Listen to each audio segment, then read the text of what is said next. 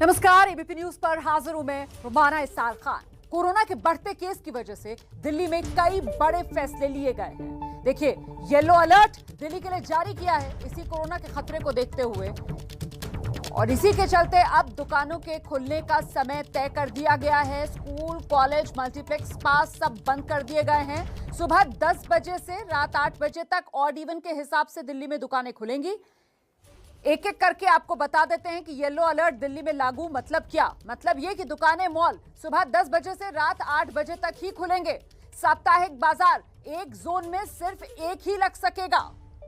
Metro, बस में 50% क्षमता के साथ ही यात्रियों को सफर की इजाजत होगी। रात 10 बजे से सुबह 5 बजे तक दिल्ली में नाइट कर्फ्यू का ऐलान पहले ही किया जा चुका है। इसके अलावा रेस्टोरेंट 50% क्षमता के साथ सुबह 8 बजे से रात 10 बजे तक खुल सकते हैं, और cinema hall, multiplex, banquet hall, spa, gym ये सब बंद रहेंगे। इसके साथ ही जो धार्मिक स्थल हैं खुले रहेंगे, लेकिन श्रद्धालुओं की एंट्री पर रोक रहेगी। और इतना ही नहीं, auto, e rickshaw, taxi, cycle rickshaw, सिर्फ 2 यात्री ही इनमें सफर कर पाएंगे। वहीं शादी समारोह और अंतिम संस्कार में 20 लोगों को ही शामिल होने की इजाजत। सांस्कृतिक और खेल कार्यक्रमों पर पूरी तरीके से पाबंदी। तो कोरोना के खतरे को देखते हुए दिल्ली में ये येलो अलर्ट। और जानकारी के लिए सीधे रुक करते हैं, मेरे साथ मेरे सहयोगी प्रफुल्ल श्रीवास्तव आप देख रहे हैं इस वक्त मौजूद हैं। प्रफुल्ल, कुल मिलाकर ओमिक्रॉन का खतरा बढ़ा और इसीलिए ये सावधानी जरूरी है।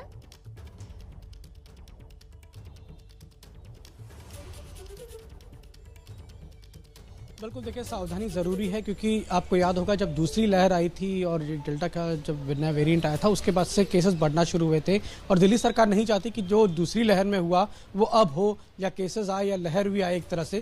क्योंकि मैं आपको बता दूं कि 6 महीने बाद कल पहली बार जो है 331 नए मामले सामने आए, जो कि 6 महीने बाद है, यानी केसेस बढ़े हैं। 0.68% जो है वो पॉजिटिविटी रेट है। और हर दिन जो है ओमिक्रॉन के केसेस दिल्ली में भी बढ़ रहे हैं। करीब 165 केस अब तक दिल्ली में रिपोर्ट हुए हैं। तो ऐसे में दिल्ली सरकार नहीं चाहती कि दिल्ली में ओमिक्रॉन फैले, या उसके बाद से जिस तरह से प्रसार ओमिक्रॉन का डेल्टा के मुकाबले 3 गुना ज़्यादा तेजी से होता है, तो वो तेजी से फैले और दिल्ली में जो है तो लहर की बात की जा रही, तीसरी लहर की, वो आए। तो इसीलिए ये ग्रेडेड एक्शन रिस्पॉन्स प्लान जो है इसको तैयार किया गया है और इस तरह के गाइडलाइंस बनाए गए हैं, ताकि लोग जो है कम से कम बाहर रहें। और इस तरह से जो मिलना जुलना है या जो कंटेनमेंट जोन की अगर हम बात करें तो वो सब बनाए रह सके।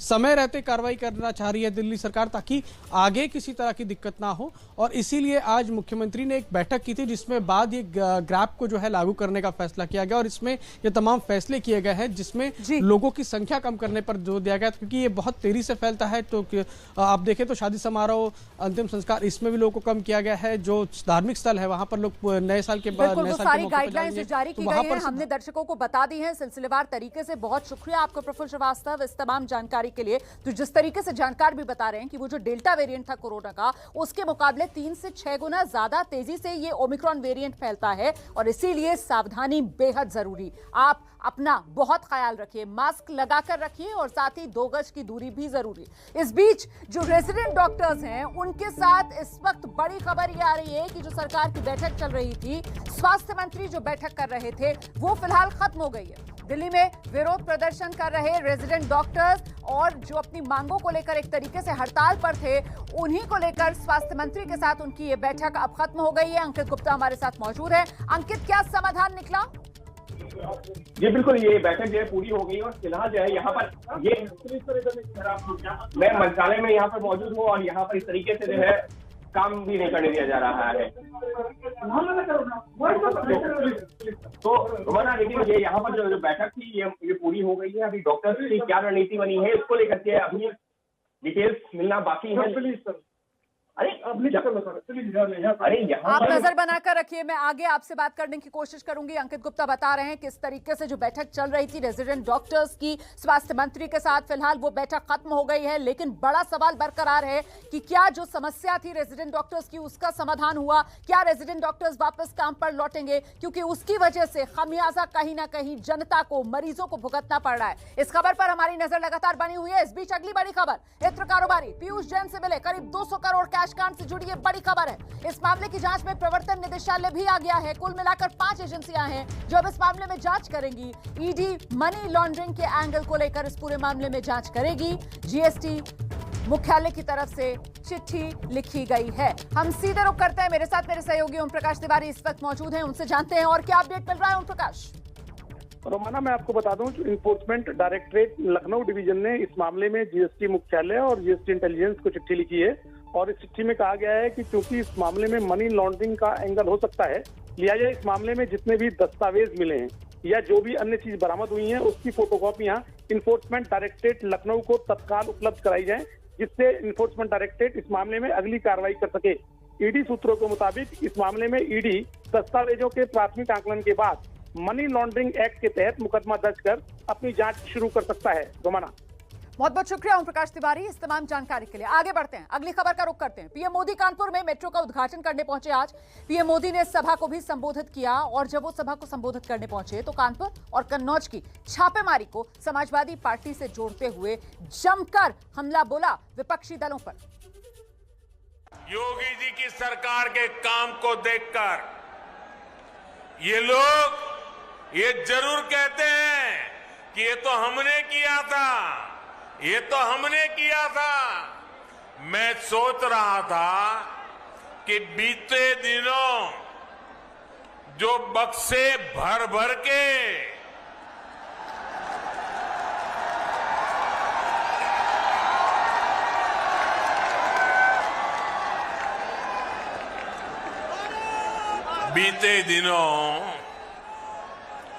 जो बक्से भर भर के नोट मिली है, नोट, उसके बाद भी ये लोग यही कहेंगे कि ये भी हमने ही किया है। इतना ही नहीं, प्रधानमंत्री नरेंद्र मोदी ने कानपुर में गिरफ्तार इत्र कारोबारी पीयूष जैन को समाजवादी पार्टी से सीधे जोड़ा और करोड़ों रुपए की बरामदगी को समाजवादी पार्टी का भ्रष्टाचार वाला इत्र कहा है। 2017 से पहले भ्रष्टाचार का जो इत्र उन्होंने पूरे यूपी में छिड़क रखा था, वो फिर सबके सामने आ गया है। लेकिन अब वो मुंह पे ताला लगा के बैठे हैं, क्रेडिट लेने के लिए आगे नहीं आ रहे हैं। नोटों का जो पहाड़ जो पूरे देश ने देखा,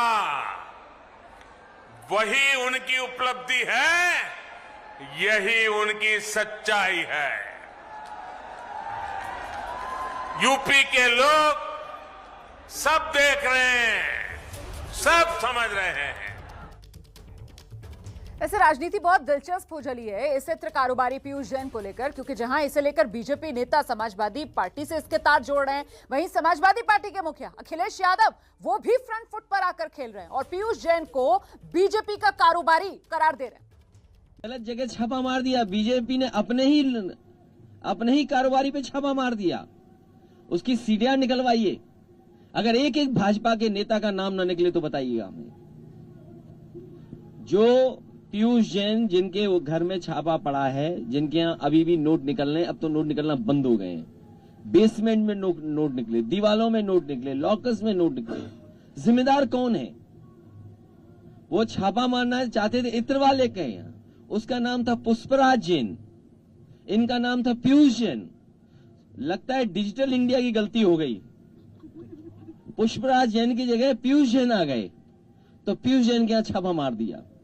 और सोचो क्या निकला, सोचिए उत्तर प्रदेश में इतना रुपया किसी का नहीं निकला होगा। जो सरकार में है वो बता सकते हैं रुपया कहां से आया है, जिनकी बैंकें हैं वो बता सकते हैं कि बैंकों से पैसा कम निकाला गया है। और अगर नई नई गड्डियां निकली हैं उसमें, तो जिस बैंक की गड्डी पर नाम लिखा होगा, जिस बैंक से निकला होगा, वो बैंक बता सकती है कि किस समय निकाला गया है। उसकी पर्ची पे भी लिखा होगा कि किस ब्रांच की है, किस तारीख की वो गड्डी है, और नंबरों से सरकार जान जाएगी आखिरकार कहां से निकला है पैसा। तो भ्रष्टाचार, काला धन, नोटबंदी और अब समाजवादी पार्टी की तरफ से डिजिटल इंडिया पर भी चुटकी ले ली गई पीयूष जैन कारोबारी की अकूत संपत्ति के मामले पर। और अब बात करते हैं पिछले हफ्ते हुए लुधियाना ब्लास्ट की, जिसमें नया खुलासा हुआ। खुलासा ये कि लुधियाना की तरह ही देश के दूसरे हिस्सों को भी धमाकों से दहलाने की साजिश थी। किसने रची थी ये साजिश और उसके तार दुनिया के कौन कौन से आतंकी संगठन से जुड़े थे, ये रिपोर्ट देखिए आप।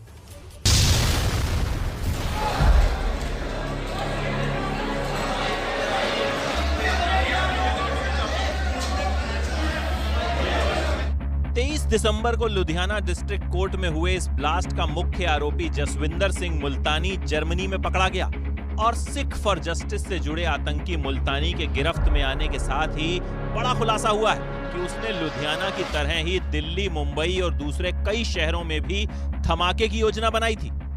ये पंजाब या पंजाब के बाहर भी एक बड़ा धमाका या एक सीरीज ऑफ ब्लास्ट प्लान कर रहे थे, जिसके चलते ही जर्मनी में सेंट्रल की एजेंसीज जो हैं वो मुल्तानी से पूछताछ कर रही हैं। बिल्कुल ठीक कहा है आपने, बिल्कुल सही बात है आपकी, इसमें कोई शक नहीं है। और उस बात के लिए हमें पता भी है, वी आर अवेयर, और हम कार्रवाई भी कर रहे हैं। भारत सरकार के अनुरोध पर जर्मनी प्रशासन ने मुल्तानी को हिरासत में तो ले लिया है, लेकिन भारतीय प्रशासन से उसके खिलाफ आरंभिक तौर पर सबूत मांगे हैं।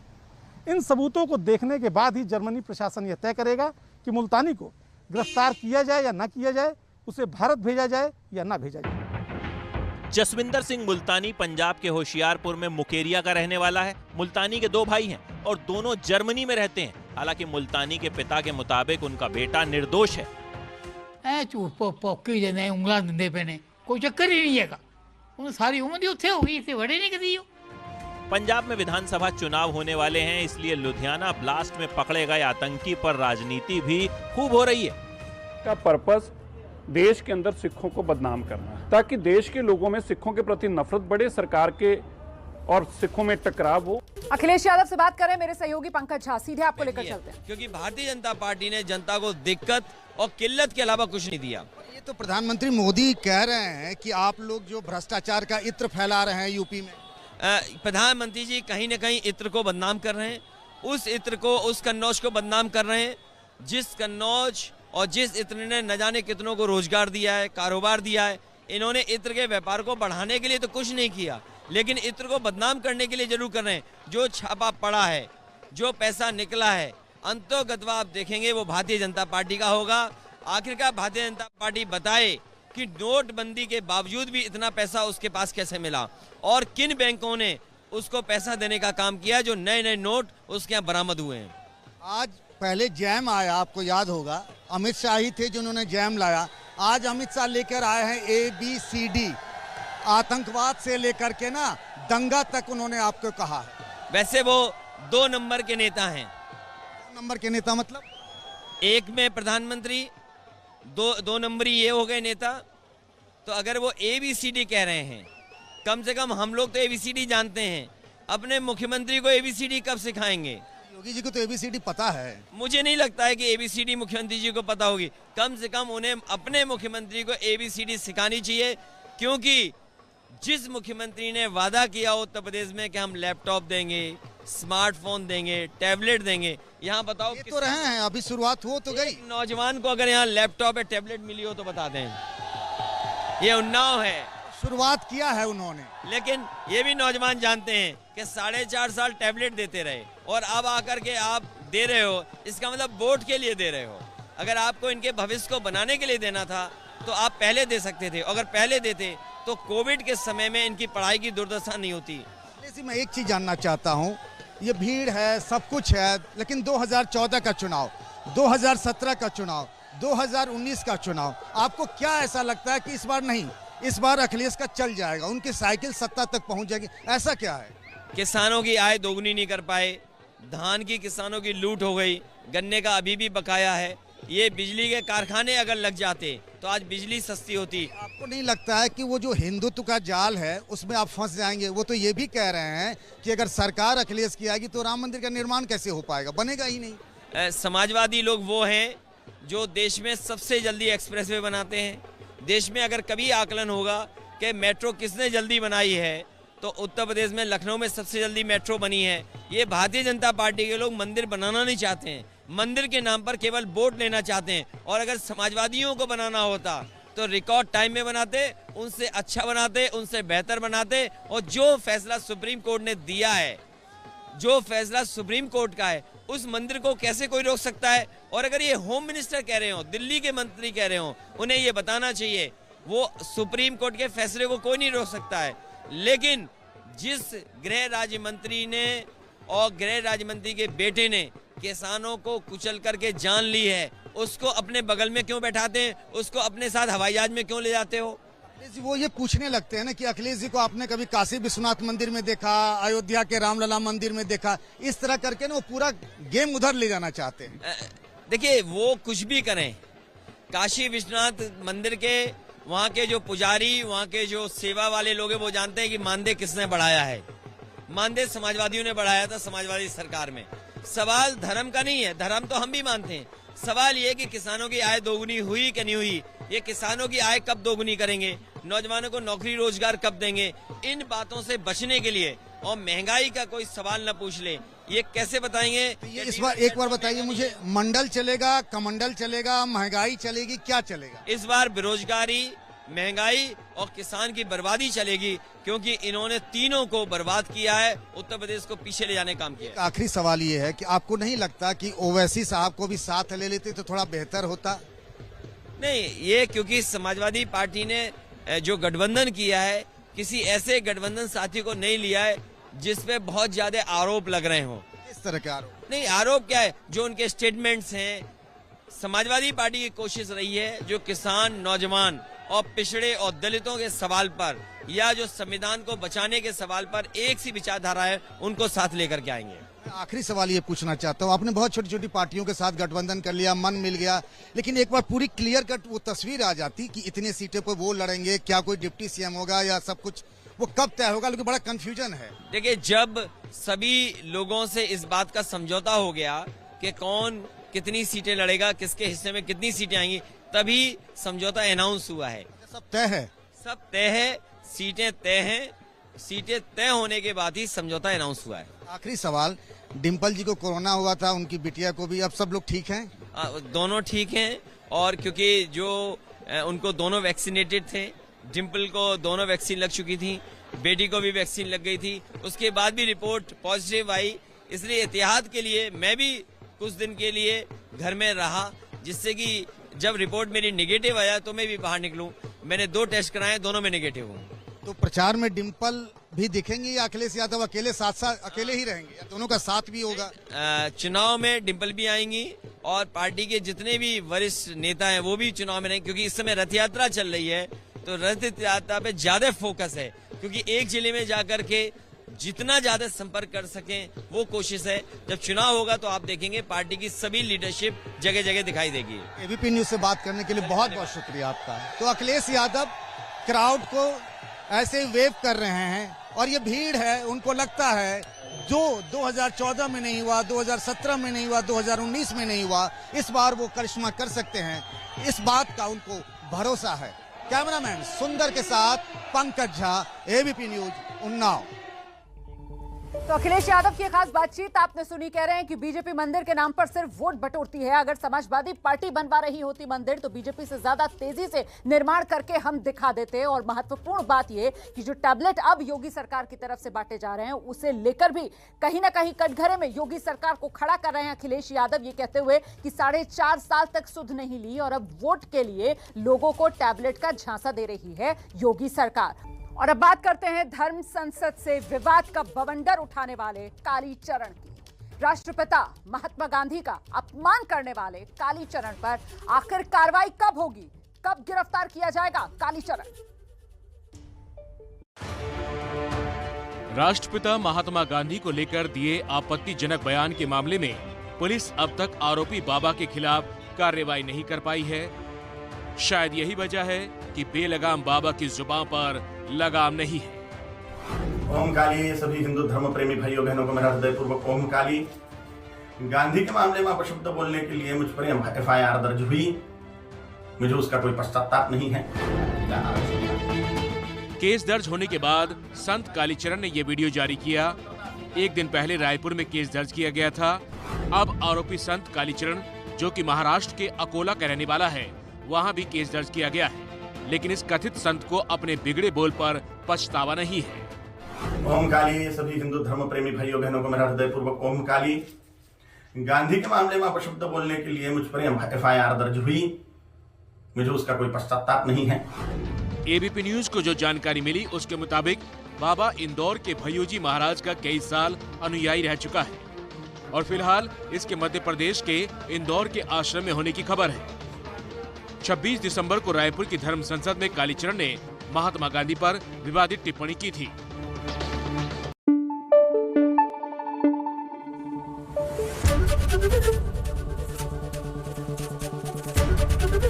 एबीपी न्यूज आपको रखे आगे।